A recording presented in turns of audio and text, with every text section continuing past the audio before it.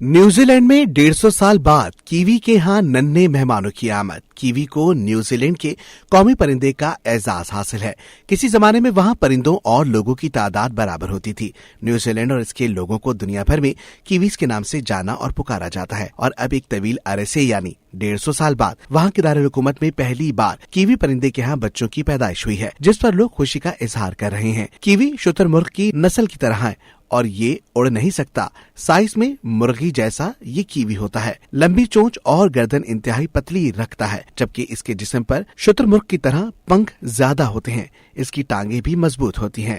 کچھ دہائیوں قبل تک نیوزی لینڈ بھر میں 1.25 کروڑ سے زائد کیوی پرندے پائے جاتے تھے، لیکن حالیہ سالوں کی تحقیق سے معلوم ہوا کہ ان کی تعداد 70,000 سے بھی کم ہو چکی ہے۔ نیوزی لینڈ میں جن علاقوں میں کیویز کی افزائش نہیں ہو پا رہی تھی، ان میں دارالحکومت ولنگٹن بھی شامل ہے، جہاں اب 150 سال بعد پہلی بار کیویز کے بچوں کی پیدائش ہوئی ہے۔ مقامی ماہرین کے مطابق نیوزی لینڈ میں سالانہ بنیادوں پر کیویز کی تعداد میں 2% کی کمی نمایاں دیکھی جا رہی ہے۔